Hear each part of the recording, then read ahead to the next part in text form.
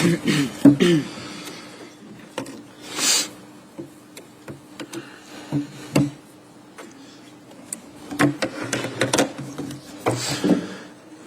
good afternoon everybody and welcome to this media conference with Kalvin Phillips. As ever, if you can use the microphone provided and make sure it's switched on and state your name and the media outlet you work for. When we're ready, we'll start with Rob Dorset from Sky Sports News. Hi Kalvin, how are you? Yeah, I'm good, thank you. How are you? Yeah, I'm alright, thank you, mate.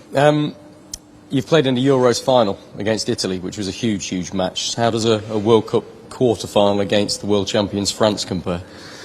Yeah, obviously, you know, I didn't obviously believe that I'd be able to play in these games, but you know, with the hard work that I've done, you know, I got the chance to be involved in the squad and, you know, hopefully make an appearance against France. You didn't believe you'd be fit for the tournament, or? No, I think it was just obviously, you know, we've been injured so much over the past year or so, and then obviously having the shoulder injury just before. Obviously, deep down, there was always a chance that I wasn't going to be involved, and I kind of just settled with that once I got the operation. I just thought, if anything, I'm just going to work as hard as possible to get back fit for, you know, after the World Cup, and you know, luckily I was involved and I'm fit enough now. So, how has your World Cup experience been so far, with all of that in mind? Because obviously you were such a key part of England's run all the way to the final of the Euros. You never missed a minute. But because of this shoulder injury, you've had to take a bit of a bit part in this one. You haven't started any of the matches. Does that make it a very different experience from your perspective? Not really. I'm still enjoying it. I'm still, you know, having loads of fun. Obviously, I'm not playing as much, which, you know, it can be frustrating. But when you look at the players that are playing in front of me and how well they're playing, and I can't really argue. I've just got to keep on working hard and make sure I get fitter and fitter throughout, you know, the weeks I've been training, and you know, when I come on, try and make that impact, or try and, you know, be as solid as, you know, as I possibly can to, you know, help the team. Declan Rice missed training yesterday. If he's not fit and available, you ready to go? Yeah, but I believe Deck is fit anyway. He was back in training today, and you know, he felt fine. So yeah, if you know, if all goes wrong and Deck won't be fit, then you know, obviously I'd do my best to try and complete the 90 minutes. Yeah. Good luck. Thank you. Hiya, Natalie Perks, BBC News. Raheem Sterling comes back tomorrow. How much of a lift will that be for you guys? Yeah, massive lift. Raheem's an amazing player, and obviously I had to fly home to deal with what's gone on, and you know, we're just happy that everything's all right, and you know, he can rejoin us and, you know, play a big part in the next game, which we're really looking forward to. It's his birthday today. Have any of you sent messages? Have you spoken to him? How is he? It's Razzy's birthday today. Yeah? I didn't know. So take it you haven't messaged him. No, I haven't messaged him yet, but I'll make sure that I go out my way to message him. Obviously you say Declan's trained today. Mm-hmm. From a personal point of view, you know, you're obviously fighting for that position. How does it sit with you to be a kind of player that can just come on at the end of games and get the minutes under your belt? Are you finding that's okay for you, or is there a part of you that's a bit like, I played such a bigger part than this in the Euros? No, it's not the fact that I played so much in the Euros. It's more the fact that I want to play as many minutes as possible. So, you know, regardless whether, you know, I'm playing or Deck's playing, we're both, you know, really good friends, and we both know that it's whatever we can do for the team, then we'll do it. And if one player's not able to do that, then obviously the other player will do their best to do so. So, yeah, regards to obviously playing in the Euros, it's a little bit frustrating knowing that, you know, I've not played as many minutes, but you know, I just remind myself that I have come very far to be in this position after getting the operation, and you know, I am still trying to build up my fitness even now. And obviously, you know, when given a chance, hopefully I can build on that as well. And France, world champions in a quarter-final of a World Cup, you must be chomping at the bit to get on that pitch. Yeah, obviously it's a massive game, very exciting game, and it's going to be a very tough game as well. every player in these situations to want to be on the pitch and playing, and if you're not, you just try and do your best to support the boys, and when you are eventually involved, then hopefully you can play well. So yeah, I'm just looking forward to the atmosphere and then the occasion as well. Hi, Kalvin. You're lucky enough to play with some of the best players of the new generation, both in your club and your country, and you're playing against one tomorrow as well. So my question is, if you had to start one, bench one, and sell one out of Erling Haaland, Jude Bellingham, and Kylian Mbappe, what do you do? What did you say? Start one, bench one, and sell one? Yeah. I'd start... Oh my God. I'm going to have to say I'd start Jude. Love Erling. But I reckon if he came off the bench, then he'd still get an hat-trick anyway. And then sell Mbappe because he'd probably get the most money, so... Good answer, thanks. Kalvin, really special moments full time at the Al Bayt Stadium, Sweet Caroline being sung as it was again in the Women's Euros in the summer.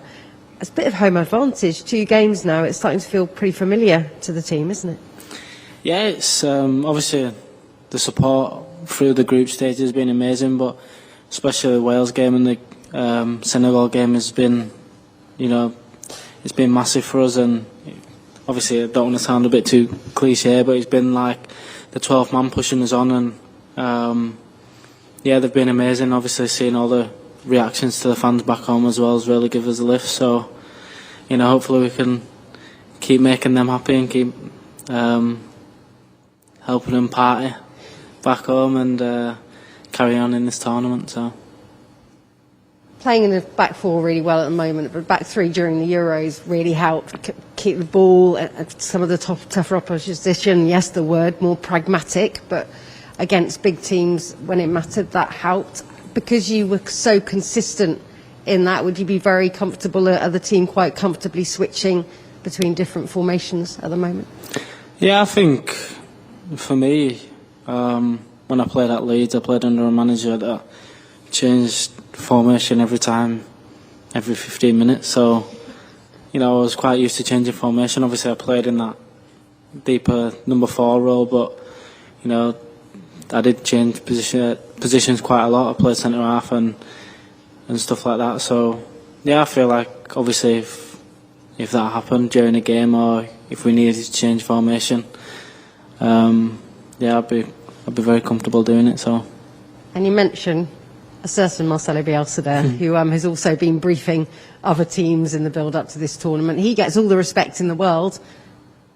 Got you all promoted at Leeds, but hasn't won a major tournament. Gareth Southgate's got England all the way to the semi-finals of a World Cup and the finals of a Euros, and people don't think he can make the big decisions. What's your interpretation of that from the mind of Marcelo Bielsa to Gareth Southgate? How do they compare, or what similarities do they have?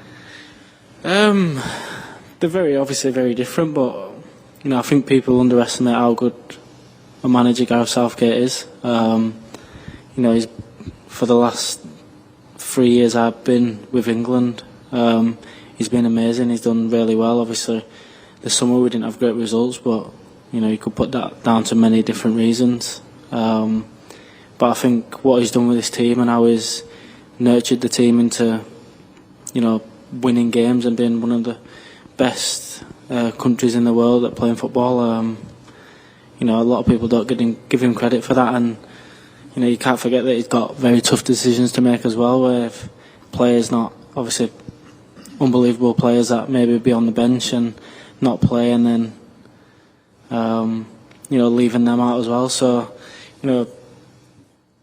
it's very, obviously I understand that it's a very hard position that Gareth's in, but I think he's been unbelievable since I've been with England, and the way he treats us all. He's an unbelievable manager, and obviously he's got great coaching staff around him as well, which helps us a lot. Kyle Walker, how fast is he? Is that pace all back? Yeah, Kyle Walker's the quickest player I've ever seen play football, so nice. A lot of people obviously ask that question, how fast is he, but you can't really put it into words how quick he is. You just got to he's got to see him out on the training pitch or 1v1 against a really quick player as well, which we'll see in a few days. And there was a lot of talk about question marks over Harry Maguire, but there was question marks really about the partnership he had with John, and he's had an excellent tournament as well. How much of that had you seen at club level that you're unsurprised about now? Who, John? Yeah. No, I believe that John's one of the best centre-half in the world right now. I'm not just saying it because he's at England and because I'm good friends with him or he plays for Man City. I genuinely believe that he's one of the best centre-halves in the game at this moment in time, and I think the way he plays at City, he's brought into this England team and he just seems so comfortable doing that, and he's very composed on the ball, obviously defends really well, and going forward is probably one of the best centre-halves you can have distributing the ball. So for me, I believe Johnny's one of the best centre-halves in the world right now, and his partnership with Harry is an amazing partnership as well. They understand each other so well, and they obviously feed off each other, help each other out in certain situations, and I think as of now it's been probably the best centre-half partnership in the World Cup. So you've got the biggest smile on your face with just the mention that you could play in this. It seems like it's more a case of less trepidation that this could be the final that's come early and more counting the sleeps to the moment. No, obviously we're all very excited. We know it's going to be a massive game, and I think every one of us is excited to just get out there and try and do his best for the country and make the country proud and make ourselves proud as well. So it's a game that we're all looking forward to, and obviously we look at each game one at a time. So it's France in a few days, and then hopefully after that we'll play whoever's next. Haaland from Tencent. Hi, Kalvin. Hi. We've already seen 2 penalty shootouts in this tournament. How's the team feeling about maybe having a penalty shootout in the France game? And have players talked about who's up to take a pen? I think over the tournament we've practiced quite a lot of the penalties in real situations. We've obviously lined up as 2 teams and took penalties as if it was going to happen tomorrow. So I think we're very confident in ourselves. If it did go to a penalty shootout, we're very confident in ourselves to make that difference to obviously win the game. So, and we've got amazing penalty takers anyway. So hopefully it don't go to that. But if it does, we're very confident. So are you up to take a pen? Am I? I think to be honest, I'm very easy. I'm kind of an easy person. If Gareth said to me the first penalty take, I'd be like, okay, that's fine. If he said to me, you're not taking a penalty, I'd be like, yeah, that's fine. So, if he tells me to take a penalty, I'll take a penalty. If he don't, then, good luck to the rest of the lads that are. And Kyle Walker talked about Dave the Cat yesterday, and you were pictured with Dave and John together. So is he like a Yorkshire player's cat from Man City? I think he's his little mascot now. He's been walking around with an England shirt on for the last few days. But yeah, we kind of took him under his wing when we first got there, and we were sat in the corner and he just strolled over and started meowing at us, so we started feeding him and trying to make him a little bit bigger, and he's still getting fed, and he's still doing well. So Hi, Kalvin. David from Radio France International. Yesterday there were a lot of questions related to Kyle Walker and Kylian Mbappe. Some French fans reacted by saying that Mbappe has just to attack Maguire if he wants to score goals. Are you still surprised by the level of mockeries that target Maguire? And of course, Maguire is a big boy and a great professional, but did you guys at some point to protect and support him from all these attacks? No, 100%. I know Harry Maguire's not played as much football as what he probably would have liked to this season, and he does get a little stick, which I think is very undeserved. I think he's a top professional and a great footballer, and all you have to do is watch, England in major tournaments, and when he plays for Manchester United, I think, he's one of the best defenders, and I think for England he's been, one of the top defenders for a long, long time, and especially in tournament level, he's always been that player that, when we've got set pieces or, when we need to block or when anybody needs to make a challenge, he's always the first one to do it, and he's always the first one to get his head to the ball. Obviously, he's scored some very important goals as well, and I think a lot of people kind of, because he's been obviously mocked quite a lot the past few years, I think he's just the first one to go to. If anything bad happened in the England team, he'd be the first one to be for anything to be said about. So yeah, it's very undeserved, and like I said, I think if you look at the major tournaments he's played in and how well he's done, then you can't really mock him because he's been unbelievable. So. Hi, Kalvin. Joe from Sky News. Obviously, it's been quite a tough few months for you since the move to Manchester City because of the injury and not starting in this tournament as you would have hoped. How have you kept positive mentally through this period? Just with the lads around me, to be honest. Obviously, I've seen my family as well, which has been a big boost. But I think the lads that I've been training with every day, but also. I haven't played as much as what they'd liked and hadn't started. They've kept me going through it, and there's been a couple of days where I've obviously gone into training feeling down because I felt like I could have played, or I wanted to be on the pitch and it didn't quite happen. They've always had the arm around me and helped me a little bit, and same with my family as well. I think the time that I spent with my family has just been quality time to just take your mind off stuff like this and help you just reset, and when you get back into camp obviously I've been a lot happier. So I think the lads have been great with me, and obviously you do get frustrated sometimes, but you got to look at the bigger picture, and the bigger picture is how the team progress and how you can play that little role in the team that will help them every single day, and I'm prepared to do that. So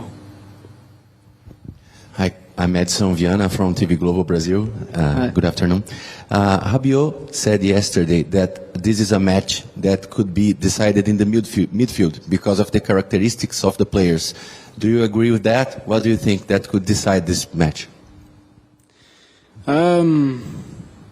Obviously, I think any game really is decided by the middle of the park and who's playing in the middle, but it's still 11 England players against 11 France players, so regardless of whether one midfielder is on top of the other, we've still got a lot more other players that can make a difference. So we know it's going to be an amazing game. It's going to be a very tough game, and like I said before, we are looking forward to it. It's going to be a tough challenge, but I think everyone in this England camp's up for it and ready to play if called upon. And when there's a match with a player like Messi, Mbappé, Harry Kane, Neymar, these huge guys, how does that affect the defense of the other team, the motivation to face a guy like that? Of course, there's 11 French guys, as you said, but with a guys with this size, how does that affect the team? Thank you. To be honest, it hasn't really affected us that much. Obviously, we know that Mbappé is, a good player, and he's been one of the top players for the last few years, and he's probably going to be, one of the best players in the world. But we just focus on what we've got to do, and how we can stop not just Mbappé, but Giroud, Griezmann, everybody from their team, and that's the tactics we've been working on. Is not just to stop Mbappé, but to stop the full team. And if there's anyone that I'd like to put up against Mbappé to stop him, it's Kyle Walker, because I believe that he's an unbelievable defender, and probably the only one that's quicker than him as well. So obviously we're looking forward to the game, and it'll be a tough match. Hi, Calvin. Welcome to the French TV. Sorry for my accent, French accent. No worries. Just a question about the midfield too. We all speak about Walker and Mbappe, but it will be a big battle on the midfield against French team. What could be for you the best midfield of the England team to try to beat the French team? That's an hard question, to be honest. I think the lads that have been playing, regularly throughout the group stage. I think Dec, John Henderson and Jude Bellingham have done unbelievably well. But you never know. I think, they're the three right now that obviously I'd choose to play in that game. Hey, Ramas. I'd choose to play in that game just because, they've done so well so far, and we've had really good results since they've been in the team. So, but I think anybody who gets called upon, whether it's me, whether it's Mason, whether it's anybody else, Conor Gallagher, I think we'd be ready for the challenge and be ready to do everything to make the team be successful. Hi, Kalvin. Hi, Kalvin. Oliver Kay from The Athletic. When you look at the teams who've won recent tournaments, Spain, Germany, Portugal, France, Italy, and the way they've gone about it, are there things you can learn from those teams, tactically, psychologically, so on? And have you and the staff spoken about that and about France in 2018 in particular? We just obviously spoke about every team that's won a major tournament in the last 10 or so years, how good their defensive record's been and how clinical they've been at the other end of the pitch. And I think we went through so many different teams, even club teams as well, and the average goals are conceded throughout a tournament or throughout a season, and we want to try and better that, and if we can get along them lines and along that along them numbers, then there's no reason why we can't go all the way and eventually win the World Cup. And we've spoke about it as a team, and we all know that conceding goals isn't what we want to do, and I think so far we've kept goals out very well, kept a lot of clean sheets, and scoring goals as well. With the players that we've got unbelievable talent and players that can score goals in any moment. So, we're very confident in ourselves. When you say you've gone through that, was that some kind of presentation or? Yeah, it was like a meeting. It was like a 25-30 minute meeting that we went through, and it was just about our identity, how we wanted to play, and how we wanted to, progress in the tournament. And we've hit them marks, and we're doing really well at the moment, and hopefully we can keep it going. And on a different note, it has emerged over the past 24 hours that a migrant worker died at one of the other team camps, while the competition has been going on. I just wondered, does that news filter through to the players? Is it something you'd heard about? And what's the reaction when you hear about something like that, and the backdrop of questions about workers' rights and the deaths of the number of workers involved in World Cup related projects? Yeah, obviously it's very sad news. It's not something that anybody wants to hear, and I've not heard anything about it until now. But yeah, obviously there's not much I can say on it because I don't really know too much about it. But we are very sorry for the loss, and obviously as a team we send our condolences to whoever's been affected. Hi, Kalvin. Mark Van Bryan from PA. Can I just back to Raheem quickly, if I could? Given what happened back home, is that heightened concerns for you and other players in the squad? Yeah, I think once one player goes through it, then there's always that thought in your back of the mind that it might happen to you or it could happen to somebody else, and it's not a really nice feeling. Obviously, when you're so far away from home and you've got family at home and stuff like that, it's not a great feeling, and not really much we can do about it. But I think obviously Raheem's feels good enough now to join back with us, and we're very happy about that, and just happy that his family are okay, and he's all right to come back and join us. Have there been conversations with the FA about security measures and things like that? Not that I know of, no. Okay, we have two more left in this live section. Jerry and then Jeremy over here. Thanks, Andy. Hi, Kelvin. Just talking about the fans, Marcus Rashford has, in the Lions' Den, described them as they could be difference makers in tight games, particularly at this key part of the tournament.